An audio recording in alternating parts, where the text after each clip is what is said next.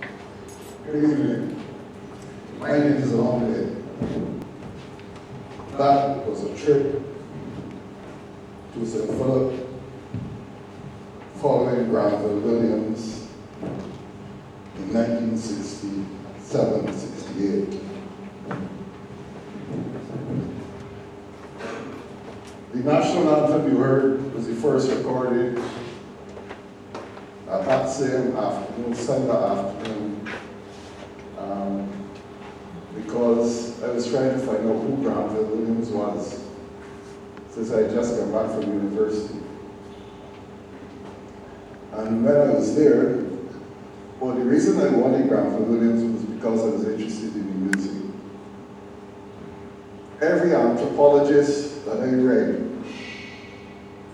recorded every single island in the Caribbean, including Tortola, including Carriacou,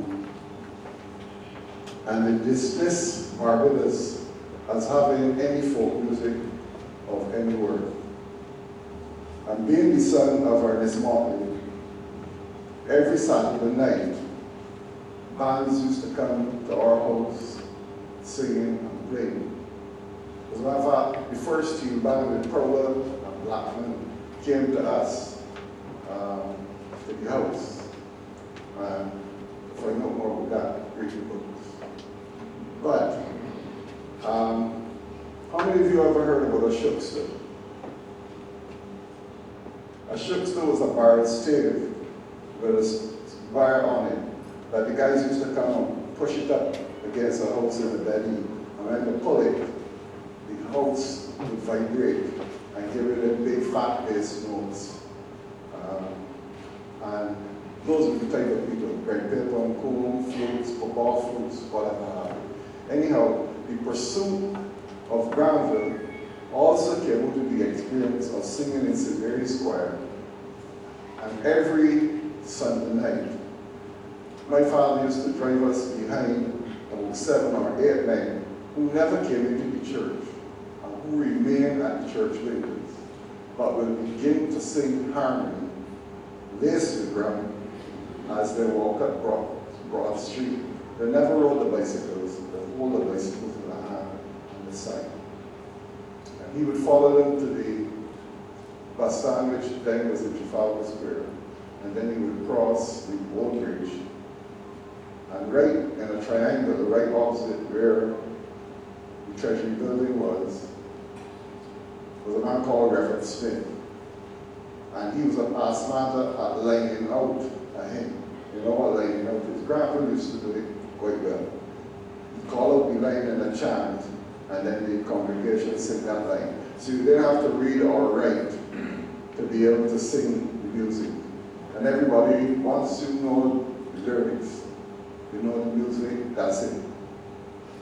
So curiosity that Granville was doing this, except that he was not oriented to a white God, like St. Mary's Church had, but worship a black God, send me to that. I'd already recorded a band called the Ben Hill Sports Band, which is a very classic recording. I've released some of it. So this music, following this music became it. And I met, that was Captain Audley Paris that you heard. And the band that recorded that national anthem was right after independence. And as far as I know, that is the only recording from that time existing with respect to Audley Paris. That led me eventually to Lord Admiral nowadays, but Captain Watson. And we spent a lot of time with him, trying to learn a little bit more about the Landship. Now, I also grew up in the Tudor Bridge area, and the master of the Landship was another admiral called Leon Marshall, who was known generally by all, one and all, as Admiral. We knew him as children because his wife used to say Polly. You know, that those who young enough would remember that exercise. And Admiral was a combination among many things, including some strange practices that people talked about with hushed tones. But he was also a man who led wakes, organized wakes for people, which is a very strong tradition existing at that time.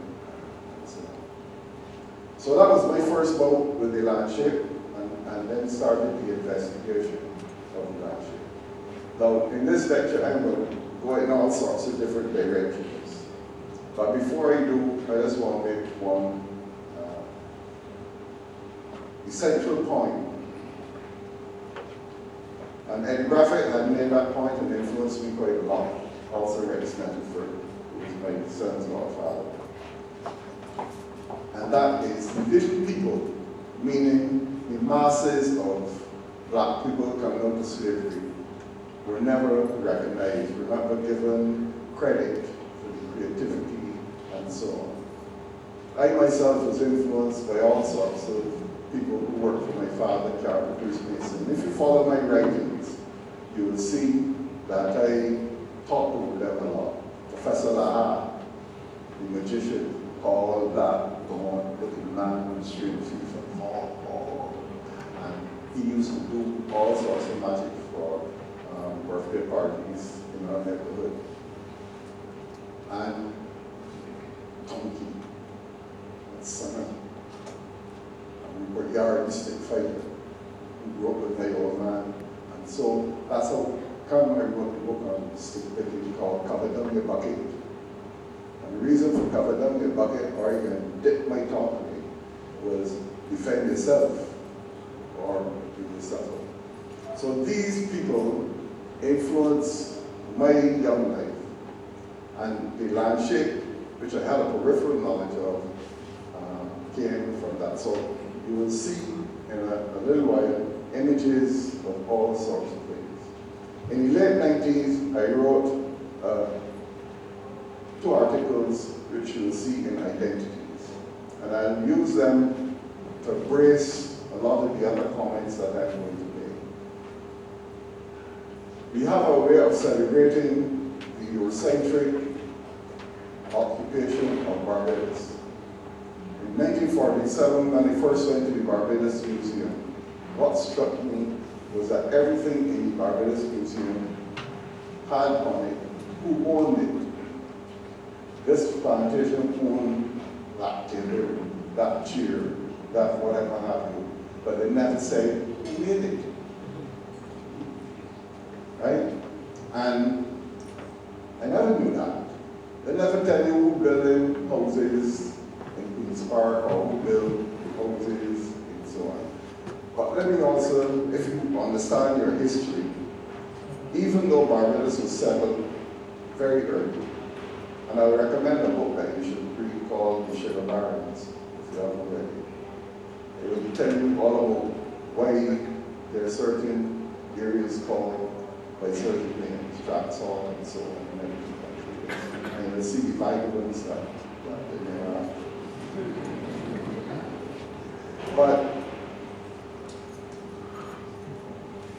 a lot of the work was done by blacks. And no, it got so bad for whites in Barbados, who came down as bond servants, that at the time where they had to create special schools to train them in the arts, nearly all of the labor, whether it was cooperage, whether it was carpentry, whether it was masonry, whether it was wheelwrights, whether it was blacksmiths and so on, was done by blacks.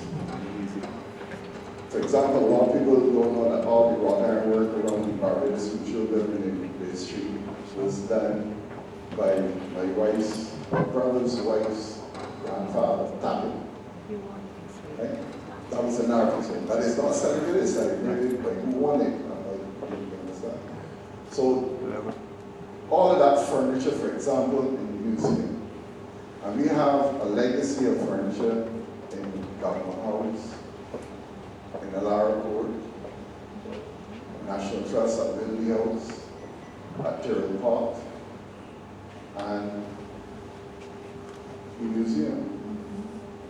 That's what I would more or less say public or semi-public.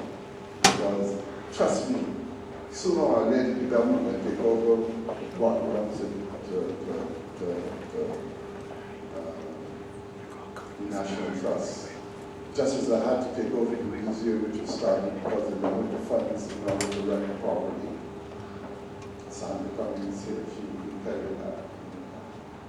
But there was a man called John Collins, a professor at NYU. He wrote a book on Caribbean furniture, and he made it plain and identified from Cuba out to Barbados that the furniture was made by descendants of Africans. And he points out the motifs and a lot of the furniture that existed, rather than those that were imported. There may have been influence, but that is. And you see the same thing, a man called Strum, I believe his name is, a Trinidadian, who lives in the Virgin Islands. He's also written one. I think Strum's book is available at the bookstores and all.